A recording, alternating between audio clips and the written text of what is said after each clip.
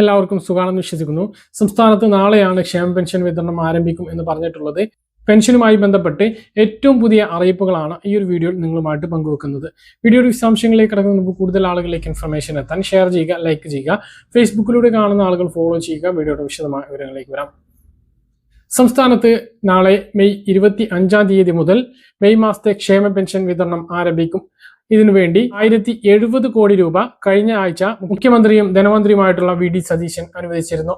തുക വിതരണം 25 മുതൽ ആരംഭിക്കണം എന്ന് പറഞ്ഞിട്ടുള്ള ധനവകുപ്പിന്റെ ഉത്തരവ് കഴിഞ്ഞ ദിവസം ഇറങ്ങിയിരുന്നു. ഇത് പ്രകാരം പെൻഷൻ വിതരണം 25 തിങ്കളാഴ്ച മുതൽ ആരംഭിക്കും.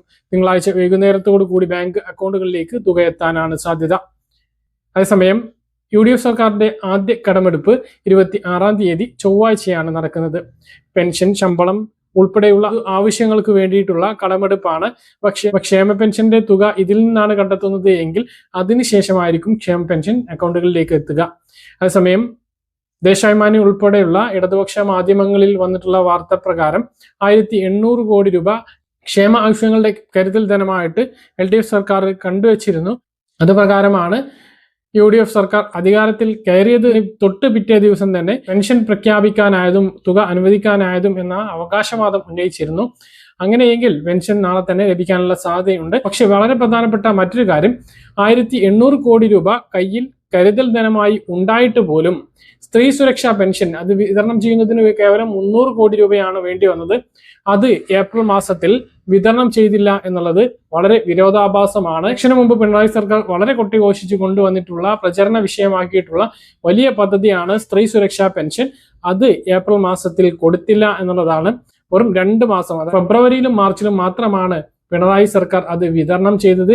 അത് കഴിഞ്ഞിട്ട് ഏപ്രിൽ മാസത്തിലും മെയ് 9 വരെയും പിണറായി സർക്കാരിന്റെ ഭരണത്തിൽ തന്നെയാണ് ഈ ഒരു സംസ്ഥാനം മുന്നോട്ട് പോയത്. പക്ഷേ മെയ് മാസത്തെയോ ഏപ്രിൽ മാസത്തെയോ പെൻഷൻ കൊടുക്കാതെ അത് നിർത്തുന്ന സാഹചര്യമാണ് ഉണ്ടായത്. അപ്പോൾ സ്ത്രീ സുരക്ഷാ പെൻഷൻ ഇനി ലഭിക്കുമോ എന്ന് പല ആളുകളും സംശയമായിട്ട് ചോദിക്കുന്നു.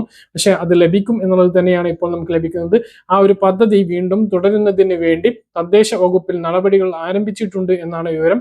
ക്ഷേമ പെൻഷൻ ലഭിക്കുന്നത് പോലെ തന്നെ സ്ത്രീ സുരക്ഷാ പെൻഷനും അത് ലഭിച്ചു തുടങ്ങും. ഈ മാസം മെയ് മാസത്തിൽ ഉണ്ടാകില്ല, ജൂൺ മാസം മുതൽ അത് കിട്ടിത്തുടങ്ങാനാണ് സാധ്യത. അപേക്ഷാ നടപടികളൊക്കെ നിർത്തിവെച്ചിരുന്നു, സൈറ്റിൽ ഉണ്ടായിരുന്നില്ല. അതൊക്കെ വീണ്ടും ആരംഭിച്ചിട്ടുണ്ട്. അതിനർത്ഥം ആ ഒരു പദ്ധതി വീണ്ടും തുടങ്ങും എന്നുള്ളത് തന്നെയാണ്. അപ്പോൾ സ്ത്രീ സുരക്ഷാ പെൻഷൻ 1000 ലഭിക്കുന്ന ആളുകൾക്കും ആശ്വാസകരമായിട്ടുള്ള കാര്യമാണ്.